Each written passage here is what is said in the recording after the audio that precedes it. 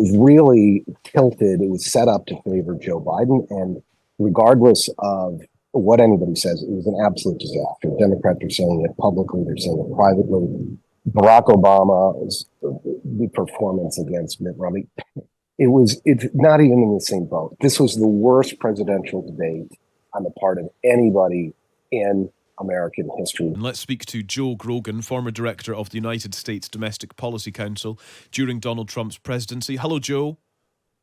Good morning. Hi. And also with us, Karin Robinson from Democrats Abroad. Hello, Karin. Hello there. Karin, I want to start with you. How concerned are you about about Joe Biden's performance? Well, I'm very concerned about Donald Trump in every possible respect. In terms of Joe Biden, I have seen him be a lot sharper in other performances. I'm not going to lie. I was hoping for a performance like he's given at the State of the Union, like he gave just last week or a couple of weeks ago at the D-Day memorial. It wasn't his sharpest night. He was a little bit raspy. It sounded like he had a bit of a cold, struggling a little bit. He did warm up as the night went on, but he was factual and he was informed. Donald Trump, on the other hand, lied through his teeth, or possibly didn't even lie. He might just be ignorant and uninformed, because there are a few things he said that he's just consistently gets wrong and misunderstands. He was blustering, he was aggressive, he was obnoxious, he was insulting, and I think on the substance of the debate, I think Biden was very well informed. Trump said some things that I think are actually going to come back to bite him. He took credit for the overturning of women's reproductive rights, which is an election-losing issue for him. He didn't, as was alluded to before, he didn't promise to abide by the results of the election. And I think the quote, "I did not have sex with a porn star," is probably not going to be one of the greater presidential quotes ever issued in a debate. No. So I would have liked more from Joe Biden, but I was appalled by what I saw from Donald Trump tonight. Okay, but that in itself is interesting, though, Karin, because in some ways, what you've said about Donald Trump is not surprising. That is Yep. Donald Trump. But what you've said about Joe Biden is surprising. This was in some ways, quite alarming performance from him.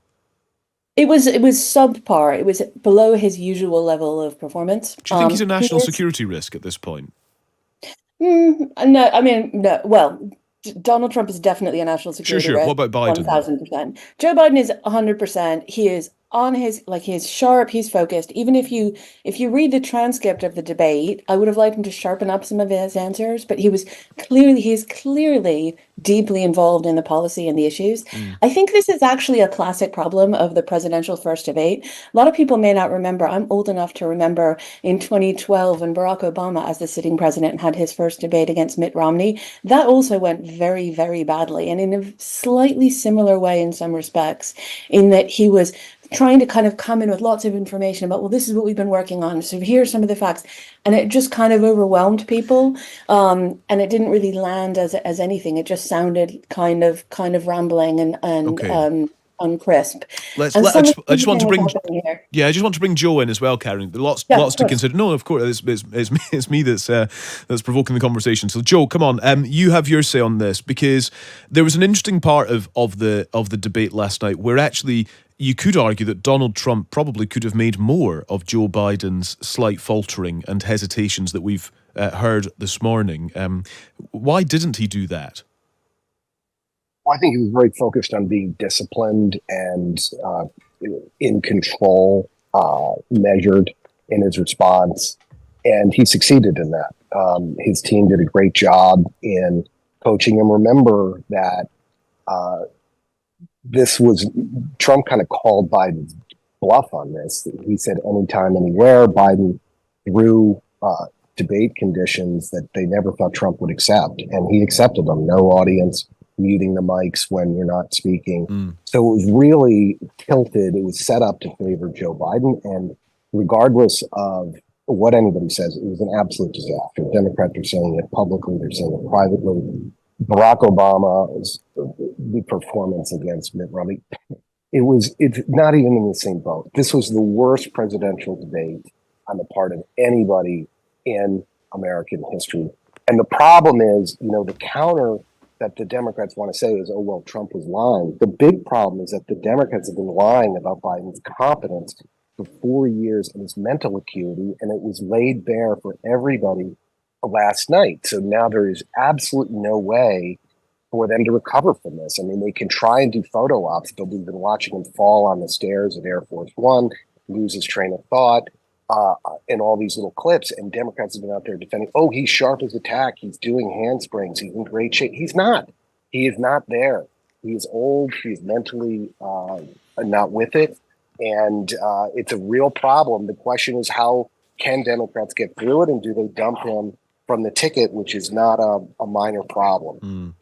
And that, Karin, is the next question. And in fact, can I put this to you from Peter, who texts this morning, who says, please ask, the more the Democrat commentators, in this case you, Karin, rightly criticise Trump, says Peter, the stronger the moral imperative for Biden to stand aside for someone who can actually beat him.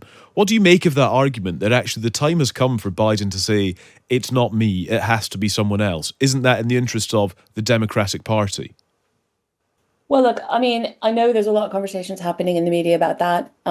It's going to play out how it's going to play out. Joe Biden is a good person and a great man, and he will do what is right for the country. If he doesn't feel he's up for the job, we'll see what happens. I have been very impressed by his work as president of the United States. The last few years, he's done fantastic things with the Inflation Reduction Act. He's steered kind of the, American intervention in the Ukraine with a lot of kind of gravitas and dignity. So I am very impressed by his performance as president. I would love to see him succeed in another 4 years. It has to be a Democrat in the office. The Republicans have nominated a convicted criminal who tried to overthrow the results of the last election. It is not a possible option. So we have to win this election.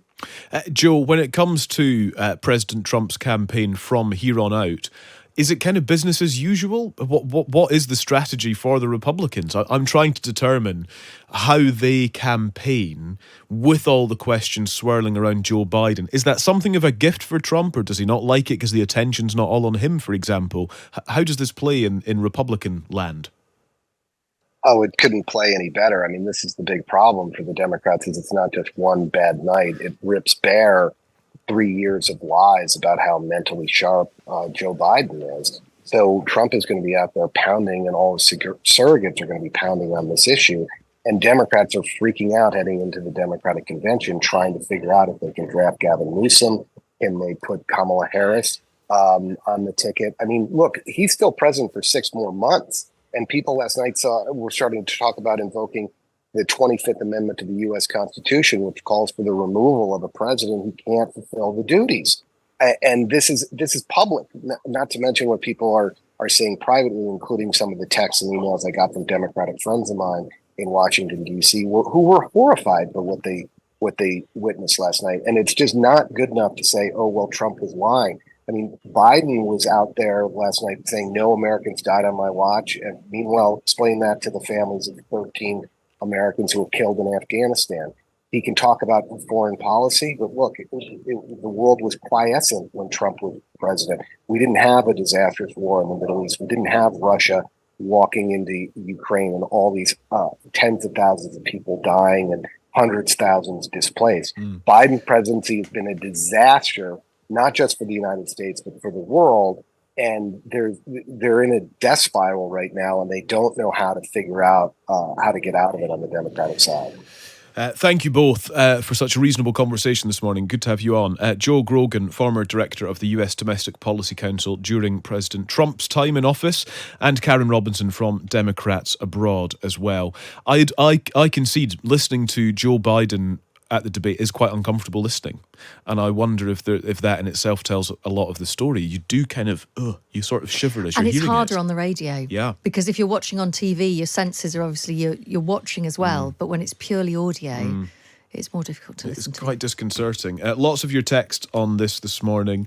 Thank you very much. Thank you for being in touch. Esther says, Joe Biden's not just a candidate, he is the actual president of the United States and will continue to be so until January 2025, 6 months away. This is terrifying, says Esther. Gareth says, Karin, the Democrat, please, unless and until the Democrats face up to the reality, we're all going to have to suffer under 4 years of Trump. It's too important for the world. Biden is a good man, but please please, he has to go. And Amanda says, I'd rather have our two than those two. At least our two are coherent.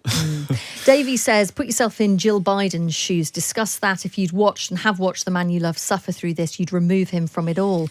But the point is, Jill Biden doesn't seem to be doing this. This is a conversation that's been going on in the US, particularly amongst Democrat circles, for probably 6 months. We've discussed it on this programme.